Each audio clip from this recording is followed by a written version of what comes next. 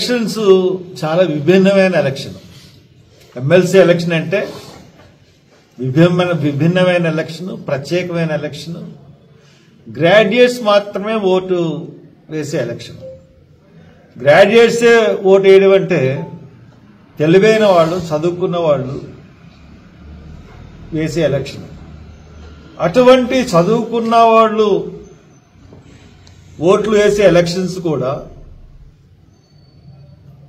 ముఖ్యంగా అధికార పార్టీ ఓటర్ని ప్రలోభ పెడుతుందంటే అది సహించరాని విషయం. అంటే అది ఓటర్లని అవమానపరచడమే. ఒక యాప్ పెట్టుకుని ఒక స్కానర్ ఇచ్చి ఆ స్కానర్ కట్టగానే వాళ్ళు ఫోన్ చేసి, వాళ్ళకి ఫోన్ వెళ్ళగానే ఫోన్ చేసి మీరు ఎక్కడి నుంచి వస్తున్నారు, వెంటనే రిజర్వేషన్ చేస్తాం, మీ పేర్లు చెప్పండి, మళ్ళీ మీకు కాల్ చేస్తాం అని చెప్పి ఓటర్ లిస్టులో వాళ్ళ పేరు రాగానే ఫలానా ఊరి మీది మీకు తానుపోను రిజర్వేషన్ చేస్తున్నాం, టికెట్ కొనేస్తున్నాం మేము అని చెప్పి ప్రలోభపడడం ఎంతవరకు సమంజసం?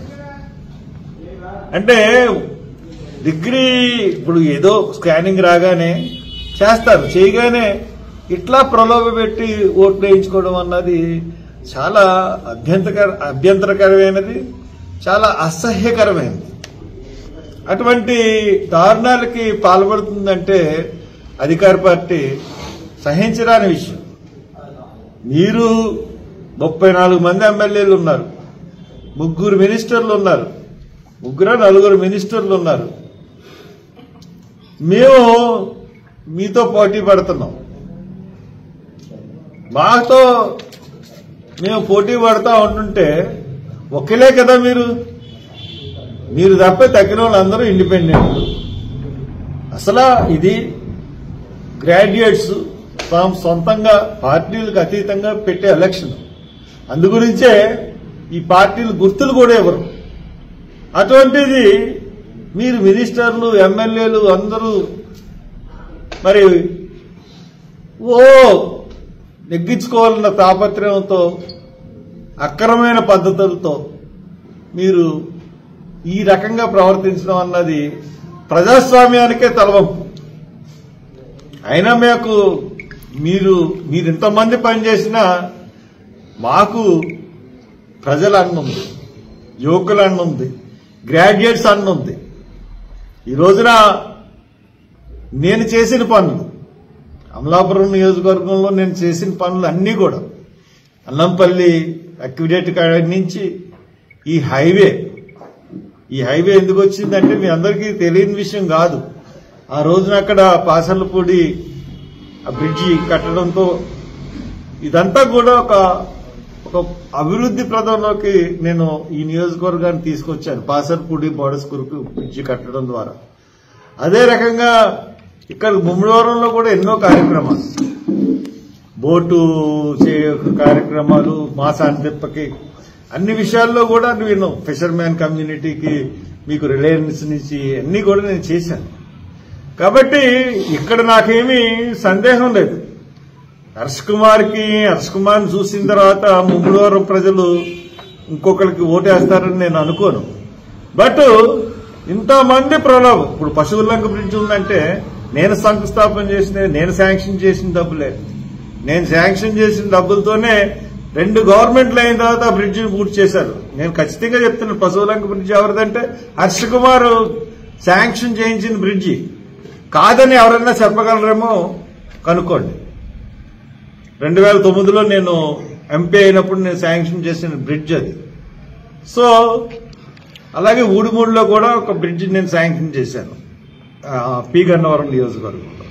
ఈ 2 కూడా అది నా లెక్కలోకే వస్తాయి. తర్వాత ప్రభుత్వాలు అంచనాలు పెంచి తర్వాత ఎస్టిమేషన్ వేసి చేయించినా కానీ ఫస్ట్ డబ్బులు శాంక్షన్ చేసి బ్రిడ్జికి అనుమతులు తీసుకొచ్చిన నేనే. సో ఇక్కడ ప్రజల్ని నా కొడుక్కి ఓటేయండి, నా కొడుకు హర్ష్ కుమార్ కొడుకుగా కాకుండా ఒక గ్రాడ్యుయేట్ కి అభ్యర్థికి కావలసిన అన్ని లక్షణాలు కూడా ఉన్న మనిషి. కాబట్టి తనకంటూ ఒక మేనిఫెస్టో పెట్టుకుని తను ఏం చేస్తాడో ప్రజలకు చెప్తూ ప్రజల్లోకి ముందుకెళ్తున్నాడు. అలాగే నిరుద్యోగులకి ఒక ఆశలా కనపడతా ఉన్నాడు. ఎందువల్లంటే ఈ రోజున తెలుగుదేశం చేసిన పనులు మనం చూసుకుంటే అన్నిటిలోనూ ఫెయిలే. ఎంత వాళ్ళు స్పష్టంగా చెప్పారంటే జాబ్ క్యాలెండర్ ఇస్తా అన్నారు. జాన్యువరి 1 కల్లా జాబ్ క్యాలెండర్ రిలీజ్ చేస్తా అన్నారు. నిరుద్యోగులందరికీ నిరుద్యోగ వృత్తి 3000 ఇస్తా అన్నారు. ఇంకా వీరు చేసిందేంటి? ఈ రెండూ ఫెయిల్ అయ్యారు. అంతేకాకుండా మహిళలకి మరి 18 సంవత్సరాల నుండి ప్రతి మహిళకి 1500 చొప్పున నెలకి ఇస్తామని చెప్పి అన్నారు. అది ఫెయిల్ అయ్యారు. అది కాకుండా ఇంకా ఉచిత బస్సు అన్నారు మహిళలకి, అది ఫెయిల్ అయ్యారు. సూపర్ 6 అన్ని కూడా ఫెయిల్ అయ్యాయి. ఫెయిల్ అయ్యి ఈ రోజున మీరు ఏ మొహం పట్టుకుని ఓట్ల దగ్గరికి వెళ్తారు? ఇలా ప్రలోభాలు పెట్టి డైరెక్ట్ ఓట్లు కొనుక్కుని వెళ్లాలని ఉద్దేశమా? ఎలక్షన్ కమిషన్ ఏమో కళ్ళు మూసుకుపోయి ఉంది. ఎలక్షన్ కమిషన్ కి రిపోర్ట్ ఇచ్చిన ఎలక్షన్ కమిషన్ ఎంత పక్షపాత ధోరణితో వ్యవహరిస్తుందంటే అంత పక్షపాత ధోరణితో వ్యవహరిస్తుంది. ఎన్ని ప్రలోభాలు పెట్టినా యాక్షన్ లేదు. అది ఇష్టానుసారంగా ఎలక్షన్ కమిషన్ ప్రవర్తిస్తుంది. సో ఇవన్నీ బేరీజ్ చేసుకున్న తర్వాత వాళ్ళు మాకు ఎంత భయపడుతున్నారు అన్నది మాకు అర్థం అవుతా ఉంది.